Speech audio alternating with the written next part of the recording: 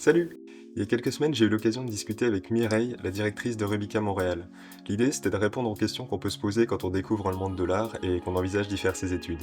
Ça se présente sous forme de podcast, alors je vous invite à l'écouter tout en faisant autre chose, en dessinant ou en vous faisant à manger par exemple. Allez, sur ce, je vous laisse avec la vidéo. Bonjour Mireille. Bonjour Benoît. Merci de prendre du temps pour répondre à mes questions. Je vais te poser des questions un petit peu pour les gens en fait qui veulent se renseigner sur les écoles d'animation et aussi les gens qui, comme moi il y a quelques années, connaissent rien du tout au monde de l'animation, du design et du jeu vidéo. En fait, avant de rentrer à Rubica, j'ai fait une prépa scientifique. En fait, Intéressant. j'ai toujours eu un peu des bonnes notes à l'école et pour moi, si on avait des bonnes notes, on faisait des études scientifiques et je me suis dirigé vers l'ingénierie. Et j'ai seulement découvert assez tard que il y avait autre chose, il y avait le monde de l'art. Et pour moi, en fait, quand on était artiste, on vendait des tableaux, on essayait de les vendre, mais on n'arrivait pas tout à fait à joindre les deux bouts. Enfin, c'était quelque chose d'assez instable et quelque chose qui me faisait un peu peur. Alors que, en fait, pas du tout. Il y a plein de choses dans l'animation, dans le design, le jeu vidéo et encore plein d'autres choses. Et qu'est-ce que vous diriez à quelqu'un qui, comme moi, il y a quelques années, ne connaît rien du tout à ces métiers, n'y a jamais pensé, mais pourrait finalement envisager de faire des études là-dedans? Effectivement, bonne question. Alors, de façon large, ça me replonge effectivement, moi, quand j'étais étudiante, donc ça remonte à plus de 25 ans. Oh my God. Alors, de plus en plus, effectivement, le numérique a pris une place dans notre quotidien. Et donc, à partir de là, en tant que consommateur, on peut se poser la question de se dire qui est à l'initiative de ce produit-là, rien que sur la table déjà, et rien de ce qui est projeté déjà aussi, puis de la personne qui est juste derrière nous, qui gère tout ça. Donc, je dirais... Alors là, je m'adresse à des étudiants et des étudiantes. C'est pas évident à ces âges-là de prendre une décision de carrière. Et autant vous dire qu'une carrière, ça bouge beaucoup, c'est malléable, c'est même très surprenant. La preuve en est, moi je peux parler de mon cas aujourd'hui, j'ai une formation de direction de création à la base et aujourd'hui je suis directrice générale d'une école. Bon, certes dans le milieu artistique ça aide beaucoup, mais néanmoins c'est quand même des métiers radicalement différents. Le seul point commun je dirais c'est la créativité. Je vous dirais de vous prendre du recul et de se dire mais qu'est-ce que j'aime ? En fait, qu'est-ce qui m'anime, sans jeu de mots? Qu'est-ce que j'aime faire? Qu'est-ce que j'aime regarder? Quelle activité j'aime? Et c'est les premières ficelles que vous allez identifier. J'aime un produit, j'aime beaucoup des produits, j'aime beaucoup regarder une automobile, regarder jusque dans le moteur comment elle fonctionne. On commence à avoir des pistes en termes de modélisation, en termes de design de produits, etc. Puis après, ça va peut-être un peu plus loin. J'en sais rien, j'aime tout ce qui est advertising, donc tout ce qui est publicitaire, quelle qu'elle soit, image fixe, image animée, branding, un logotype. C'est quoi un logotype? J'aime la typo. Donc au début, on ne sait pas que ça s'appelle la typo. On va dire, le texte, effectivement, il peut avoir différents caractères. Ils font partie d'une famille. Toutes ces choses-là vont vous donner des indicateurs de ce vers quoi semblerait vous avez envie d'aller. Oui, c'est ça, on en revient un petit peu à la curiosité finalement de savoir qui a créé les choses là. Par exemple, j'ai toujours aimé les films d'animation, mais jusqu'à il y a peut-être 3-4 ans, je ne m'étais jamais demandé qui faisait les films d'animation. Et je me demande maintenant comment j'ai pu ne pas me poser cette question-là. T'as raison. Mais je pense qu'on peut se poser ces questions-là pour n'importe quel métier. Oui. Et je pense que du moment qu'on commence à se poser la question, c'est un premier indicateur aussi, tu vois. Et donc, à partir de là, ça peut ne pas être clair aussi pour vous. On peut aimer les arts numériques avec tout ce que ça implique. Puis là, on parle d'arts numériques qui sont voués à une production dans un objectif de présentation auprès d'un grand public, donc dans un objectif de vente et de consommation. Il y a tout un pendant aussi qui est de l'ordre juste de la culture et de la création essentiellement, qui n'a pas cette vocation-là. Là aussi, il y a beaucoup de métiers. Puis des fois, ils convergent et des fois, ils se mélangent.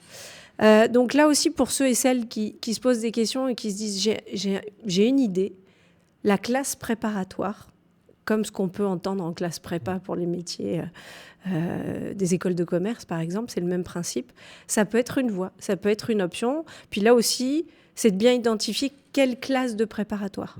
Quelle classe préparatoire, parce que chaque école a sa couleur, a une façon d'aborder la pédagogie, a une façon d'aborder une classe préparatoire. Donc voilà, je prends l'exemple de Rubica qu'on connaît. Celle de Valenciennes est axée vraiment sur du tradi, avec une couche technique, donc pour des futurs animateurs, des game artistes, etc. Cette prépa, elle est parfaite. Et puis, je pense à celle de Rubica Montréal. Nous, on est moitié anime, moitié jeu, et on est plus tech. Et puis, il y a d'autres écoles qui proposent des classes préparatoires plus dans une dynamique de design graphique ou de cinéma. Donc là aussi, ça peut être l'occasion pour vous, sans vous engager financièrement, déjà, c'est le premier point. Puis sur du long terme, à juste s'essayer. Et je vais même un peu avant. Et puis là, je vous partage mon expérience personnelle ou celle que j'ai pu voir autour de moi. Ça commence par des activités extrascolaires. Ça commence par l'envie de on en revient à la même chose, créativité, curiosité, prendre des cours dans certaines écoles le soir ou le week-end, sur des thématiques du type couleur, modèle vivant, art numérique, informatique, PAO. Il y a toute une variété. Et là aussi, je pense que c'est comme le vélo, il faut s'essayer. Et instinctivement, vous allez identifier ce qui vous allume ou pas. Essayer de cultiver ce qui nous plaît, ce qui nous attire un petit peu et voir si on a envie d'en faire un métier ou si ça restera juste une passion. Oui, déjà, ça aide beaucoup.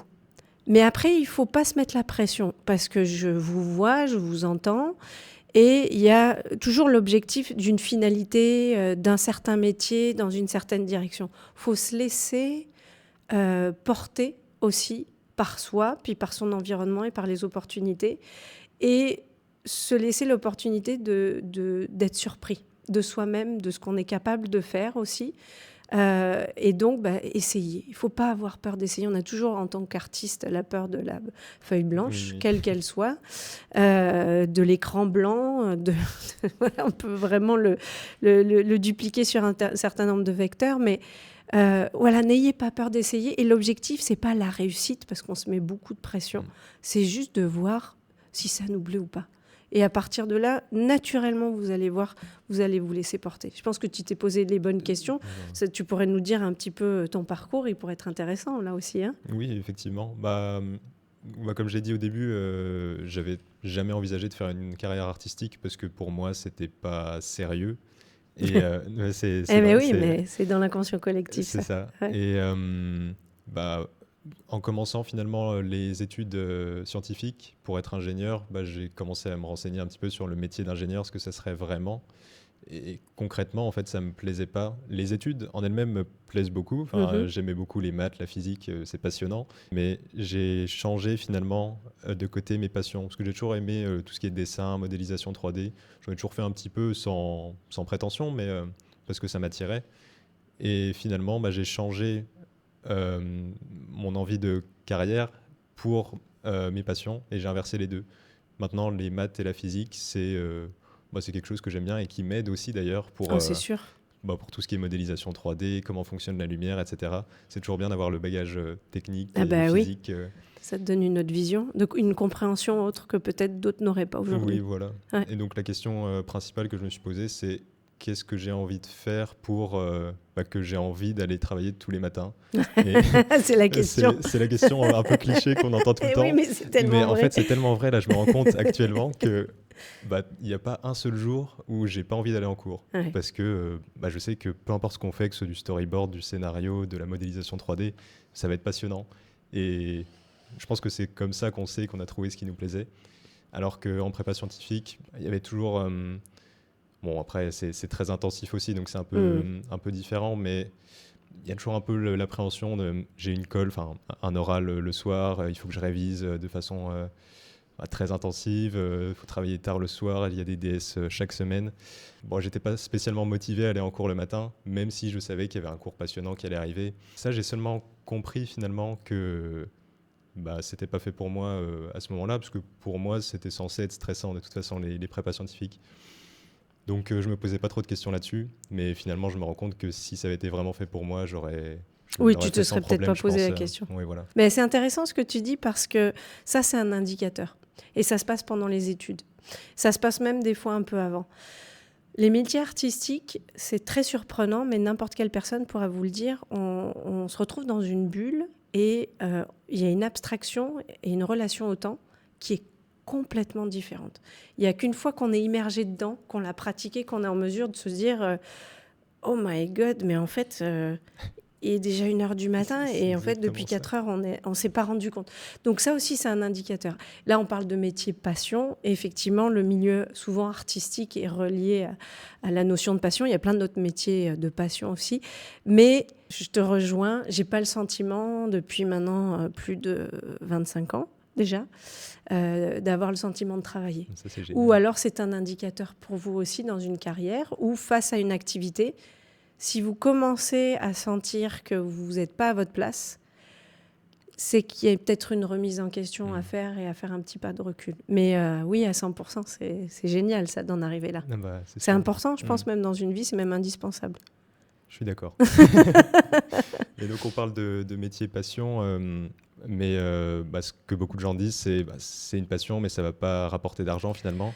Et il y a le terme intermittent du spectacle qui fait peur à beaucoup de gens aussi. Okay. Ça reste... Enfin, être intermittent, c'est un statut. Donc, c'est toujours pareil. Il y a un métier, il y a une activité, et après, il y a le statut à travers l'activité qu'on peut avoir. Pareil, dans nos métiers là, dont on parle, on peut être indépendant. On peut monter sa boîte, on peut être entrepreneur. Ça dépend le statut. Ça, c'est autre chose. Puis ça viendra avec le temps, là aussi, naturellement. Laissez-vous porter. Oui, intermittent du spectacle avec tout ce que, malheureusement, ça peut venir de préjugés. Néanmoins, c'est de formidables métiers. C'est des métiers qui sont très difficiles, qui sont loin d'être linéaires, parce que j'ai beaucoup collaboré avec des gens qui l'ont été, qui le sont. Oui, ça nécessite de faire un pas de recul et de se dire que non, ça ne se résume pas à ça, un métier artistique. Les métiers aujourd'hui, en plus votre génération particulièrement, vous pouvez le voir, on passe notre temps à regarder et à consommer de l'image. Donc, il y a de plus en plus de métiers.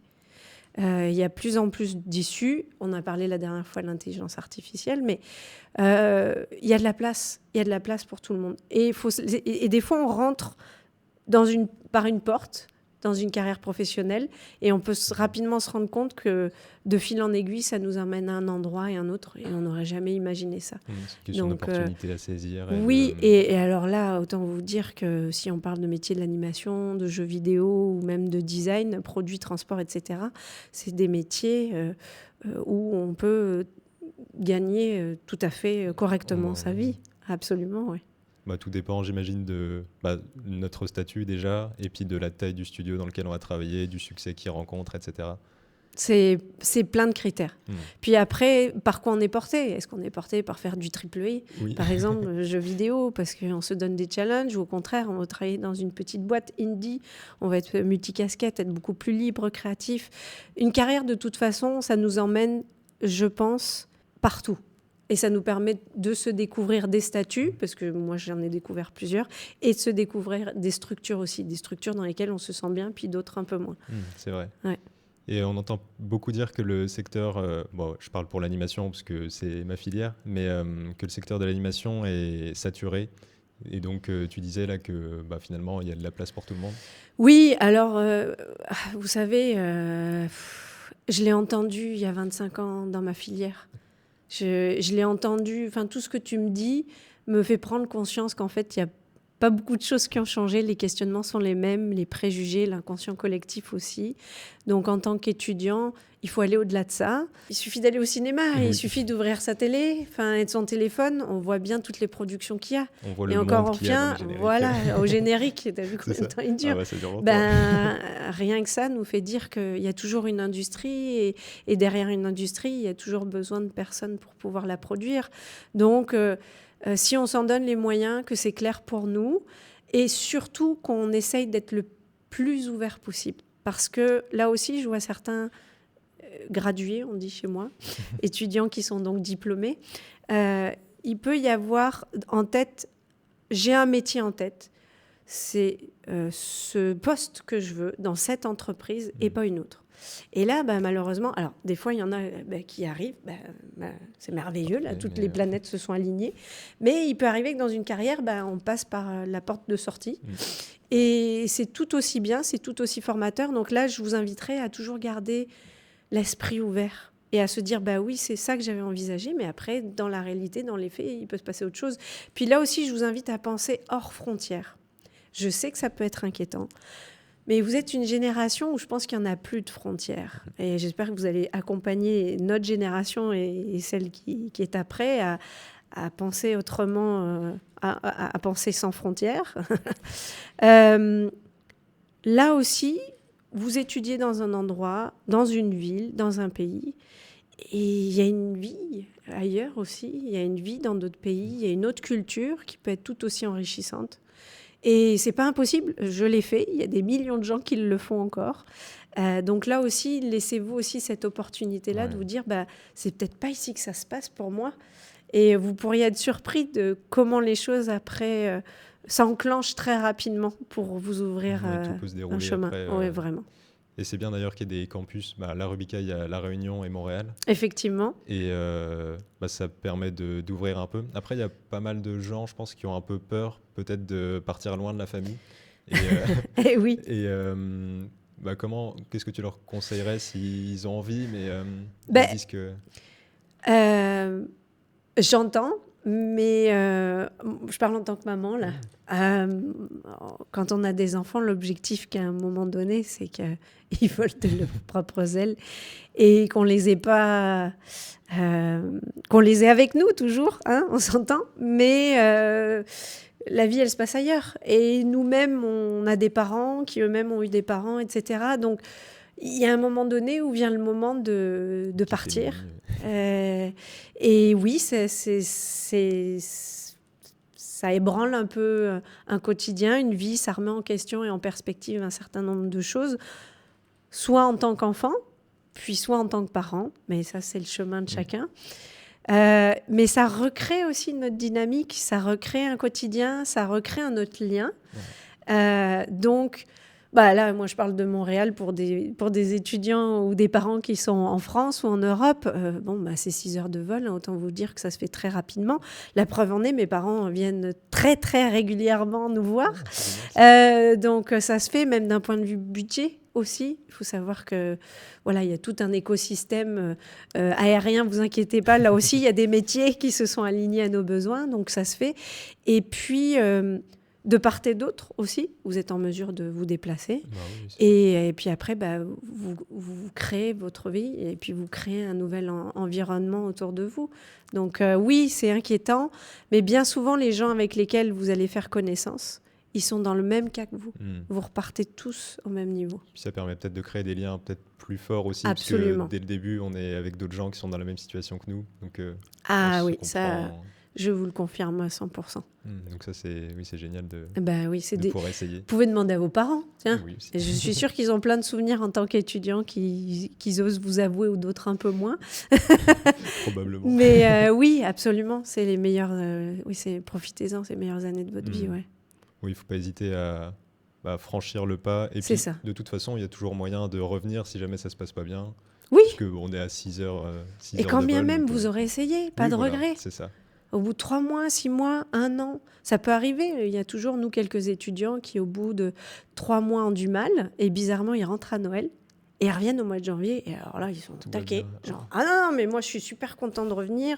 Je ne pensais pas. Qui ont pris du recul parce que là aussi, de s'expatrier et de partir ailleurs, on découvre une autre culture, on se découvre autrement, d'autres habitudes, une autre façon de communiquer, une autre façon d'être. Donc, de revenir un peu aux sources, ça nous fait prendre conscience de notre changement. Ça fait effet miroir, c'est très surprenant. Peut-être qu'on se découvre un peu plus soi-même aussi en étant seul, que quand on est toujours entouré par le carcan familial, on est un peu couvé, on a du mal à sortir.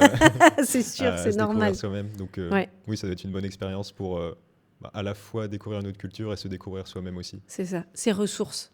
Ça vous permet ça. Puis, normalement, vos parents ont été en mesure, comme ils ont pu, de vous outiller pour après aller chercher les ressources que vous avez. Donc faites-vous confiance. C'est une belle aventure. Sur une question plus pratique, je me demandais, quand j'ai découvert une école comme Rubika, est-ce qu'il y a des cours, on va dire par défaut, comme au lycée, de maths, de physique, d'histoire? Et il y a pas mal de gens qui posent ces questions vrai. au JPO. Oui. Et, Alors, parce qu'effectivement, on est souvent préparé dans des métiers plus traditionnels ou plus académiques, du type universitaire, que tout soit linké comme ça, tout soit relié. C'est vrai que nos métiers sont vraiment différents. Il n'y a pas de prérequis, hormis quand même, c'est pas tout à fait vrai, la passion et déjà un portfolio. Et je dirais même plus loin, un certain talent. Donc ça veut dire que derrière, en amont, je parle pour notre école et nos écoles, c'est d'avoir été en mesure de pouvoir beaucoup pratiquer et d'être en mesure de pouvoir le montrer. Parce qu'un portfolio, c'est ça, c'est un CV visuel, littéralement, et de dire, ben voilà ce que j'étais en mesure aujourd'hui de pouvoir présenter. Donc en soi, non. Mais je repense à ce que tu disais tout à l'heure. Là, aujourd'hui, peut-être que tu te dis que ton background de matheux n'y voit pas du tout ce jugement, bien au contraire. Il t'est pas utile, mais je te garantis, moi, de ce que je vois dans l'industrie, ce que j'entends, avec des engines, de la programmation, etc., que je suis convaincue que dans ta progression là, d'étudiant et dans le milieu professionnel, tu vas reconnecter avec ces connaissances et ces compétences. Ça a déjà commencé. Voilà, j'en étais sûre. Que ce soit pour la physique avec la lumière, ou voilà. les maths, j'avais fait un peu de programmation en prépa, là j'ai déjà fait des petits scripts Python sur Maya. Voilà. Et je suis sûre que tu as des camarades pour qui c'est oula, même pas en rêve. Oui, c'est ça. L'avantage des maths, c'est qu'il y a une certaine logique. C'est très carré, très cartésien, et on retrouve ça pour apprendre un logiciel. C'est un peu la même méthode finalement. On fait une action, il s'en passe une autre. Et c'est une façon de penser qui aide beaucoup, en tout cas. Je l'avais jamais vu comme ça, tu vois. Et puis là aussi, je rassure tout le monde. Vous allez venir avec ce que vous êtes en tant qu'individu, parce que ça, c'est la magie pour des métiers artistiques. On a une touche, on a quelque chose, on a une couleur en soi qu'on est en mesure de partager visuellement. Mais aussi, on a une façon d'être et on a aussi des compétences qu'on a été en mesure d'acquérir. Et ce qui est magique dans ces métiers-là, c'est justement le mélange des genres qui nous permet de produire un projet des fois magique, quel qu'il soit. Et c'est ce mélange-là qui fait vraiment toute la différence. Donc, ne vous dites pas que vous êtes amputé, bien au contraire. Vous venez avec quelque chose en plus que d'autres n'ont pas et inversement. Et tant mieux qu'il y en ait qui ont un état d'esprit peut-être plus cartésien, plus mathématique, ou au contraire plus artistique, plus papillon, je dirais. C'est ce mélange-là et cet équilibre-là qui va faire que vous allez faire de magnifiques productions. Oui, de toute façon, c'est un travail d'équipe, donc chacun apporte ce qu'il a de meilleur pour le projet. Exact. Et donc c'est ce qui fait que finalement après, là on n'a pas forcément besoin d'avoir à Rubika des cours d'histoire, de maths et tout ça, parce que chacun vient déjà avec ce qu'il a et va apporter sa pierre à l'édifice. Exact. Et puis une école est là aussi pour vous apporter de nouvelles compétences. Oui, aussi. C'est ça qui est bien dans ces métiers aussi, c'est que ça nous force à se renseigner. Et curieux, c'est toujours. passionnant, on apprend à chaque fois, à chaque production, on apprend plus. Et finalement, on n'a jamais fini de se former. Ça, tu vois, c'est un savoir-être qui est important de garder tout au long de sa vie, je pense. Oui, toujours avoir la soif d'apprendre. C'est ça, d'être curieux, d'apprendre et de se dire je suis un éternel étudiant. Moi, je suis une éternelle étudiante. Et littéralement, je vais à l'école tous les jours aussi. C'est vrai. Et donc, pas forcément du même côté. Oui, et donc mes enseignants, c'est aussi vous, d'une certaine façon. Donc, on apprend tous les jours. Ouais. Mais ça, c'est un état d'esprit qui est très important. Oui, il faut essayer de le garder tout du long. C'est vrai que des fois, on a tendance peut-être à le perdre un petit peu. On se dit, je vais finir caractère artiste. Et finalement, je sais pas, les FX, ça me sert à rien. Et puis, alors qu'en fait, finalement, on pourra peut-être bifurquer vers autre chose. On ne sait pas. Il y a toujours des choses à prendre partout. Toujours, ouais. Et des fois, ce qu'on va apprendre, c'est pas utile sur le moment. Et puis, on va le ressortir 1 an ou même 10 ans après. Moi, j'aurais jamais cru. J'aurais jamais cru à un moment donné passer mon temps sur des fichiers Excel. Enfin, je veux dire, J'étais sur Adobe, j'étais sur ces logiciels-là, avec une tablette graphique entre les mains. Donc, vous voyez, on peut être très surpris. Effectivement, ça peut changer assez Eh rapidement. oui. Oui, j'avais la question aussi, comment ça se passe l'évaluation des étudiants? Parce qu'au lycée, au collège, on a des notes sur 20, on a tous la même chose à apprendre, et on a, par un DS, tout le monde a les mêmes questions. Comment ça se passe à Rubica finalement? Parce que, enfin, à Rubica Pendant le et dans les concours, autres tu veux dire? pas pendant le concours, pendant les cours, une fois qu'on est dans l'école. Ok. Parce que c'est pas des QCM avec des questions, ou c'est pas... Vu que c'est Oui. plus artistique, comment ça se passe l'évaluation des C'est le même étudiants? principe. C'est juste que quand on n'a pas été formé ou préparé à ça, c'est sûr qu'au début, on peut se dire, mais comment ils sont en mesure d'évaluer objectivement des compétences acquises ou non? Ça dépend de chaque matière. Et comme tu l'as dit très justement, un professeur d'histoire-géographie ne va pas évaluer de la même façon un professeur mathématique. C'est pareil pour des cours de storyboard, d'animation 3D, de couleurs, whatever. C'est l'enseignant qui va être en mesure de savoir quelles compétences il vise en fonction de votre année aussi, de l'évolution. On s'entend qu'il y a toujours une progression.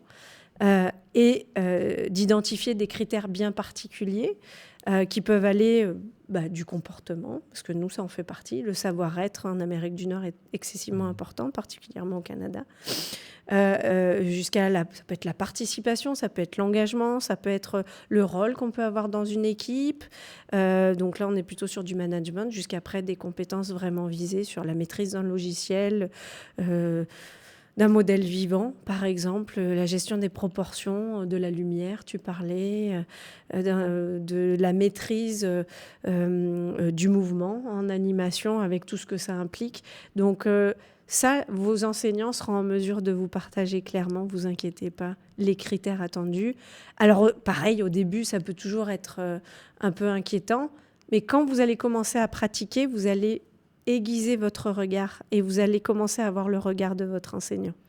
Donc, vous allez être en mesure après d'identifier ce qu'on attend de vous, en fait.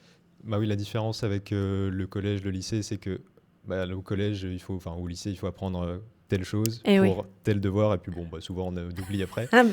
Que là, il faut plutôt réfléchir à pourquoi ils nous demandent ça et qu'est-ce que ça va m'apporter finalement dans ma future carrière. C'est ça.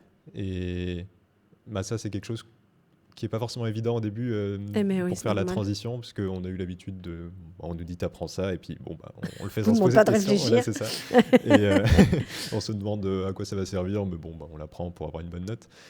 Que là, on comprend vraiment qu'on travaille pour nous, et c'est ce qui va nous permettre d'avoir le métier qu'on a envie de faire après, ou en tout cas le dis très justement. Mais ça devrait être la même chose avant aussi. Mais là, c'est d'autres enjeux pédagogiques et ministériels. Mais quand on apprend avant tout pour soi. Et donc, c'est vrai que là, la relation d'apprenant et d'enseignant est différente. Elle est peut-être plus horizontale, moins plongeante, dans le sens où l'enseignant est là pour vous accompagner et vous questionner à travers votre apprentissage, effectivement.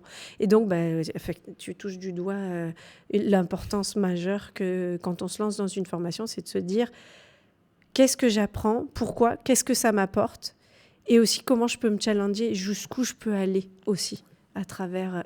Et inversement, vous allez voir, il y a des matières où vous allez être moins confortable, c'est pareil. Par exemple, vous allez identifier, je ne sais pas, que le modèle vivant, par exemple, le personnage, tout ce qui est character design. Donc, ce n'est pas votre truc. Et au final, vous avez plus tendance à regarder une perspective, un environnement. Et là, il y a des métiers autour de l'environnement artiste, etc., de la texture et autres, qui sont plus ouverts à vous. Donc, voilà, c'est une autre façon d'apprendre. Oui. Et ça, pour les gens qui écoutent et qui regardent, c'est peut-être une bonne chose à faire, même en étant encore au lycée, de vraiment s'intéresser à tout, parce que si on veut faire ce genre de formation, comme tu as dit tout à l'heure, ça va peut-être servir après. Exact. Se dire, même la formule chimique de je ne sais pas quoi, peut-être qu'on fera un film là-dessus, et que finalement, ça donnera une idée pour faire avancer le projet. Ouais. Donc ça peut être bien d'adopter cet état d'esprit même avant d'entrer dans l'école, parce que ça rendra tout le processus beaucoup plus fluide. Ouais. Et je pense que c'est ce qu'on devrait apprendre à l'école dès la Oui, maternelle, c'est mais ça. bon, ça c'est un autre sujet. Oui, c'est sûr, oui.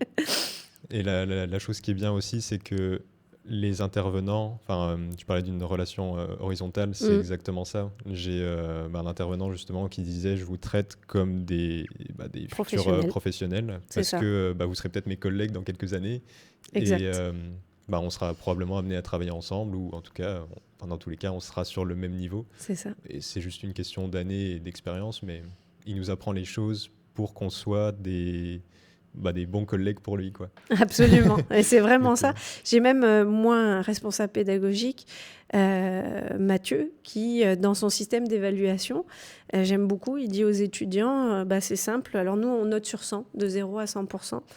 En fonction d'un niveau, je t'embauche ou pas tout à fait encore, ou en tant que stagiaire, ou ce qui fait que je trouve que ça permet en tant qu'étudiant de viser le professionnel, un niveau professionnel avec tout ce que ça implique en termes de savoir-être, d'engagement, de persévérance, etc. Et je trouve la jauge intéressante parce que voilà, ça recontextualise un peu les choses. Donc nous, on essaie vraiment d'être dans cette dynamique-là. Ah oui, c'est vachement bien. Ça permet de se situer, de se dire, là, il faut que je travaille sur mon savoir-être parce que je suis peut-être très bon en dessin, mais j'ai du mal à communiquer. Et par exemple, tu as touché du doigt un peu souvent quelque chose qui mérite. Ça arrive souvent, oui. Ah ouais. Ah, c'est vachement bien. Je crois pas qu'il y ait tout à fait ça ici à Valenciennes, mais... Non, parce qu'on est dans un environnement aussi en France, donc avec des codes, et ça c'est normal. Puis je ne sais pas, si on étudie au Japon, en Chine, je pense que ce sera tout à fait autre. Mais voilà, c'est des petites différences comme ça qui font une différence d'expérience éducative aussi. Donc ça peut être à prendre en compte quand on réfléchit à dans quel pays on veut étudier. Par exemple, oui, tu as raison, de choisir un pays dans lequel on va étudier est aussi majeur. L'expérience qu'on va avoir en Espagne ne va pas être la même que celle qu'on va avoir à Paris ou à Montréal.